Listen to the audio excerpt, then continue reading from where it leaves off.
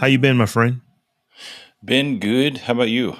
Your shirt is messing me up because on my thing it shows Robb Dunwood, and then it's got the loading thing, and so every time I look at you, I see that it's loading, and I'm like, is he paused? And then it's obviously not. No, it's So just a shirt. So speaking of shirts, have you seen me? Have I worn and I have several of them, my shirt that says "Ask me about my podcast"? Have I worn that yep, while we've been on? absolutely. Mm-hmm. So man, not my idea. I saw the shirts on Amazon, so I just bought, a couple. That is one of the best ways to get people to ask you about your podcast. We've talked about this in the past that in order for somebody to know about your show, the best way is to tell them about your show. But you never want to feel like that guy that is just, hey, let me tell you about my podcast. Hey, let me tell you about my podcast. Even though we probably should do that more than we do. But that shirt, it kind of breaks the ice because if somebody reads it and they say, hey, you got a podcast? Tell me about it. They have given you permission to have that conversation. That's a really good segue into what we're going to talk about today. So, Rob, what I was thinking was I mentioned in our chat that I was going to record this and we'll put it out to patrons. Mm-hmm. But I was thinking what we'd do is we would record maybe 2 or 3 minutes of where we're at on season 4. So, I don't even think I told you this, but one of the things that led to me even because we were off for darn near a month, which is not the first time that's happened, but usually that happens like over the holidays. So for just being clearly it's the beginning of the summer. You were gone, I was gone. There was a holiday in there. Then schedules didn't line up. So we went like 3-4 weeks without having a conversation. And over that time, I read something that I read every June. It is, and we've talked about it on this show before, but it's basically 1,000 True Fans. And it's just it's called a manifesto, but it's basically what this white paper talks about is that if you have 1,000 people who are rocking with you, that you ultimately can make a really nice, middle income from 1,000 people who are truly rocking with the content that you're creating. And reading that and then coming back to we're about to build a course. And I kept wondering in my mind is who are we building the course for?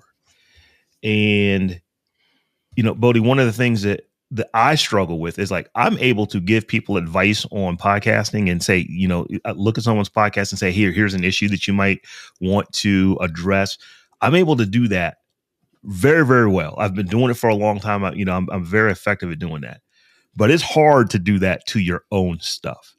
And I think that's kind of the case for everything. Like, you'll find that like people who do like home organization generally have the messiest houses. People who have, people who clean the best generally aren't, are the messiest. It's kind of like that. So for me, it was, okay, I give this advice, but am I taking the advice? So I felt like we were building a course, and I think that you and I, because both have been doing this so long, we would have come up with 80% of what somebody in the position that we were presenting the course for would have wanted.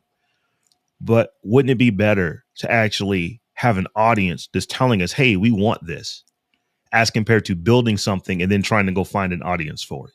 That's one of the areas that I was coming to from this, that I felt like we were maybe building something that we didn't yet have an audience for, as compared to building an audience and then figuring out what the audience wants and then delivering something to them that they actually have told us directly or indirectly that this is something that I'm looking for and need help with. I did not have as eloquent a thought process as you did, but I was kind of in that same boat. Is if we build this and there's, handful of people who get anything out of it, it's great for that handful of people. And I'm not against building something for a handful of people. But ultimately, I would rather build something that is, like you said, is going to be super helpful for a handful of people versus building something that would be kind of helpful for a lot more people. The goal here is to put out a quality product and something that the folks who are in this community can actually utilize Mm-hmm. and do things. So, and we don't want to, sometimes I'll give you an example, Rob. I mentioned before, this is why I'm all dirty right now. I was in my laundry room doing a remodel, right? And I'm hanging a cabinet and I got the cabinet rail and I went on the internet. I looked at the instructions, went on the internet. I was like, I'm going to make sure that I hang this rail correctly because I don't want to do this more than once because it's a very tight space that I'm working in. And I get in there, measure multiple times. Everything I cut the rail to the right size. Everything's going great. I go to hang the cabinet, and I was like, "What is going on?" I hung the rail upside down.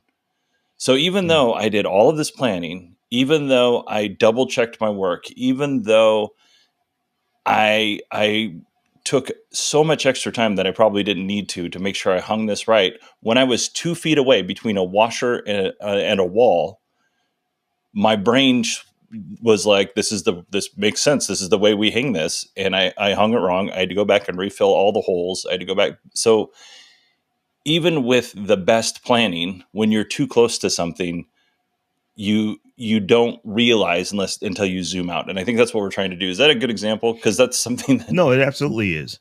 made me so angry yesterday. But Yeah, I definitely get it. And just to add to that, one of the things that I've been saying this literally for years, and I've been saying it for so long that as people age and our audiences get younger, the reference doesn't make any sense. But there's a really good Kevin Costner movie called Field of Dreams, and there's something that is in that movie that if you watch it, it's like, if you build it, he will come. And what I say about content creation, particularly about podcasting, but this goes to, whether you're creating a podcast, whether you're creating a YouTube channel, whether you're creating a newsletter, just creating it does not cause anyone to come. So I say, if you build it, he will come only works in the movie Field of Dreams, because in the real world, it doesn't work. So one of the things that I tend to caution people against is, don't go build this whole thing that you think people want. And then when you get it done, you're now trying to figure out, well, who do I go put this thing in front of? Because if that is the case, you may have missed the mark. You may have missed a lot of cues because you were hunkered down building this thing that you thought people want, as compared to actually having conversations with people and building an audience, building a following first, and finding out what the people actually want. And, one of the worst things that we can do as a creator, when we do have a bit of a following, is to ask permission for something. Say, hey, I'm thinking about building a XYZ. Who would be interested in it? People tend to try to please you and give you what you want. So people are going to say, yes, I absolutely would want this. But so you get that little bit of positive reinforcement. Oh yeah, people said that they would be interested in this course. Let me go build this course. And then you build it, and then you try to offer it in our case, it's not even something that we're selling. It's something that we're giving out there for free. But no one signs up for the course. No one downloads the white paper. No one, buys the T-shirt that you've come up with. And it was because you asked the wrong question. You asked for permission, as compared to asking for someone to sign up to something. So I think that one of the things that that we are going through right now, and having these conversations, is that let's build the community first before we try to build products for a community. Let's build the community and let the community tell us what it wants, based off of the expertise of years and years of podcasting that you and I have both done. that kind of leads us into our next thing. Is this part that you're listening to here is for the folks who are not patrons. So what we're going to do is we're going to ask you what kind of things you're interested in. What's a good way to put this, Rob? Like, how can we make the show better for you? Is what kind of things do you want to know? What kind of things are you struggling with, so that we know where to target our efforts? And then Rob and I are going to come up with some strategies of our own that we're going to record just for the patrons. Mm-hmm. So what do you think, Rob? What's a better way of asking that? Well, I think, here's one of the things that we can do, is kind of let folks know who we are and what we've done. So between the two of us, Bodie, we are pushing 30 years of podcasting experience, specifically. We've both been doing this for quite a while. We both have shows that get, fairly sizable audiences, and we kind of know stuff. And I think a lot of times that we may even run into, expert blindness, to where we just kind of assume, because, oh, this is just something that I've been doing for so long, I assume that everybody else who's doing the same thing that I do also does this because it works. We just make those assumptions. So I think that one of the things that we can do is just say, hey, folks, we have a lot of content creation experience, in the way of podcasting and email newsletter writing, and, from my standpoint. For folks who have questions about those kind of things, particularly our patrons, ask those questions, and we are more than happy to answer them. And I think that by the questions that we ultimately get from our audience will kind of dictate maybe some of the things, some of the programs that we might put in place for our audience that would ultimately help them. So we want to kind of create the content that's going to meet people where they are, as compared to creating the content that we think where people are, because those two things could match up, but you're taking a chance. So I think what we're doing is, let's figure out what our audience wants, and then let's create programs around around those wants. So as I said, we between the two of us, we've got a couple dozen years of podcasting experience. We've been on some shows, currently are doing shows that are in the top 1% of shows. So that being said, ask your questions. What do you want to know? And the multiple ways we can do that. You can do that right in our Patreon, but as we go forward, and this is kind of a building a public thing, I think we're going to create a space where folks can easily have conversations, with us, whether that be inside of Patreon or whether it be inside of, some type of community-based system. We'll figure that out as we go along, but we definitely want to elicit questions from the community so that we can ultimately put better programming in front of you. So, Rob, I think that's a good place to kind of halt here. If people want to join the Patreon, and you can be a free patron too. Sometimes we'll release things for everybody, not just the paid patrons. Where would they go to find that? beyondthepost.fm/Patreon.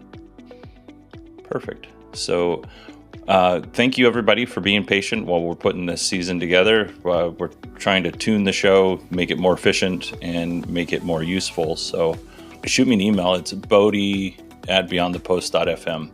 Or Rob with 2 B's at beyondthepost.fm. Have a good one.